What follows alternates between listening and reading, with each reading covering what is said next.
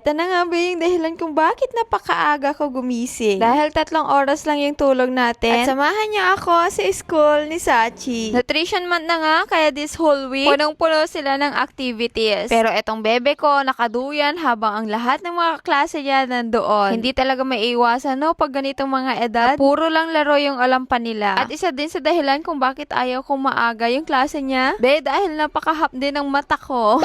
Dahil nga, puro night person ako. Kadalasan, mas nagagawa ko yung mga pag-i-edit, pag-video sa gabi. Pero kailangan dahil lahat sila 8 a.m. to 10 a.m. yung schedule. At buti na lang nakipag-participate din siya sa pasumba dance nila. Kanina puro doyan lang kasi yung ginagawa niya at sinabihan ko siya na I need to video you kaya pumunta naman siya. Mahabang-habang nutrition month nga tong gagawin nila. At meron din silang pa-activity na ginagawa. Nagpainting nga sila dito at lahat ng kids ay dapat makapag-paint. So buti na lang nakahanap din ako ng apron na matagal-tagal ko nang ginagamit. O diba tapos si Sachi na ang gumamit ngayon. Dalawa pala yung pinagawa ko sa kanya dahil tinulungan ko siya dun sa una. Pero dito sa tomato sabi ko siya na lang yung gagawa. Magandang activity din sa mga bata yung painting dahil yung imagination nila mas lumalawak. Grabe, alam nyo ba, sobrang kapal na yung ginawa niya dito, be. Pero hinayaan ko na lang siya para mas alam niya yung gagawin niya na. Namuntik pa nga magkapunit-punit yung bond paper niya.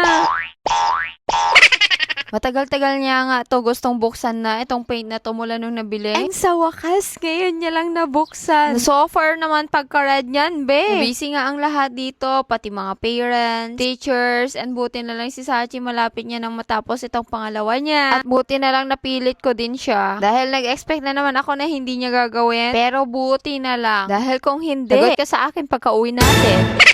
Dahil maalala ko nga last time na nagkaroon sila ng PE class, grabe. Halos wala siyang ginawa kundi magduyan, mag-slide. Parang naglaro lang yung ginawa niya, be. At pagka-uwi nga namin, grabe yung galit ko sa kanya. Hala, ganoon talaga minsan turuan ng leksyon yung mga bata para hindi na ulitin. At so far, tapos na niya.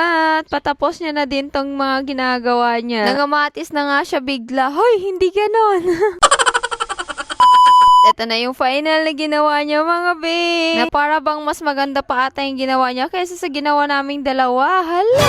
At ganito nga yung itsura ni Sachi na napakalaki ng kanyang apron. Alam nyo ba, apron ko pa yan nung nag-aaral ako. Huy! Ganun talaga pag inaalagaan mo yung mga bagay-bagay, nagtatagal. Wala na siyang ginawa kundi bumalik na naman sa pagkakulit, be. Kaya iuwi na lang kita.